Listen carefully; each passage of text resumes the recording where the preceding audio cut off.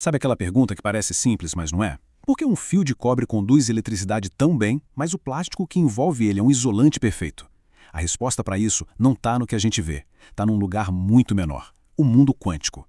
E é esse mistério que a gente vai investigar hoje. É só parar para pensar um pouco. Quase tudo que a gente usa no dia a dia depende de eletricidade. E essa energia toda viaja por aí através de fios de metal. Eles são, basicamente, as superrodovias do nosso mundo elétrico. E é aí que a coisa fica interessante. Porque o cobre que está ali no fio é uma estrada livre para a eletricidade passar, mas o plástico em volta dele é um beco sem saída. O que faz um material ser tão diferente do outro? E olha, essa diferença não é pequena não, ela é gigantesca. Um bom metal chega a conduzir eletricidade 1 trilhão de vezes melhor do que um bom isolante. É um número tão absurdo que é até difícil de botar na cabeça, né? Para entender o porquê dessa diferença toda, a gente precisa de um microscópio superpotente. A gente precisa dar um zoom, mas um zoom muito, muito fundo, até chegar na arquitetura quântica que está escondida dentro dos materiais. Então, vamos mergulhar nesse universo. Para começar, vamos dar uma olhada no jeito que os átomos se organizam dentro de um sólido.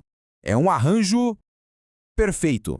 Muitos materiais sólidos, incluindo os metais, são, na verdade, cristais. Agora, imagine uma cidade inteira construída com um único tipo de bloco, que se repete para sempre. Cada um desses bloquinhos é o que a gente chama de célula unitária. E essa repetição perfeita, ela é a chave de tudo. Certo, a cidade está montada. Agora, como é que os elétrons, que são quem carregam a eletricidade, se movem por essa cidade de átomos? É aqui que a física que a gente conhece no dia a dia e a física quântica tomam rumos diferentes. Se a gente pensar do jeito clássico, um elétron seria tipo uma bolinha de gude batendo nos átomos, como a gente vê aqui à esquerda, sem conseguir ir muito longe. Só que no mundo quântico, o elétron se comporta como uma onda. Ele, na verdade, desliza por essa rede de átomos superorganizada sem ser perturbado, como um fantasma. Ok, se os elétrons conseguem se mover com tanta liberdade, por que raios alguns materiais são isolantes então? Pois é, acontece que existem algumas regras bem rígidas que eles precisam seguir. A primeira regra é o tal do hiato de energia. Pensa num prédio onde alguns andares são simplesmente proibidos. Os elétrons não podem existir ali. É uma zona proibida que surge da própria interação da onda do elétron com a estrutura do cristal. A segunda regra é o famoso princípio de exclusão de Pauli. Ele funciona como se fosse um mapa de assento super rigoroso. Cada lugarzinho de energia só pode ter no máximo 2 elétrons. E ainda tem uma condição, eles precisam ter spins opostos. E para essa regra, não tem jeitinho, não tem exceção. Beleza, agora a gente tem todas as peças do quebra-cabeça.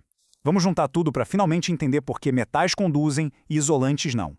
Esse diagrama aqui, ele resume tudo. Nos metais que estão na esquerda, a banda de energia mais alta está só parcialmente cheia.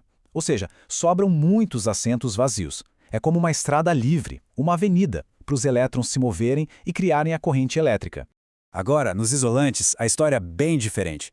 A banda de energia está lotada, completamente cheia. Não tem um assento vago sequer. É um engarrafamento perfeito. E para pular aquele hiato de energia e chegar na próxima estrada, seria necessária uma energia brutal. O resultado, os elétrons simplesmente ficam parados.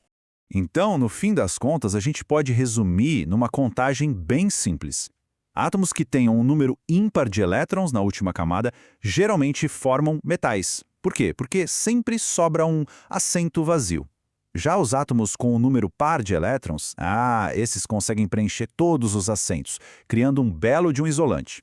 É uma coisa fascinante de se pensar, né? Uma propriedade tão básica do nosso mundo que define o que vai ser um fio ou uma parede não tem a ver com química, mas sim com a simples disponibilidade de assentos vazios lá no nível quântico.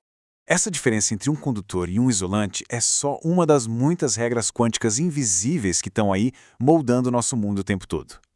Fica a pergunta: que outras realidades incríveis estão escondidas bem debaixo da superfície daquilo que a gente consegue enxergar?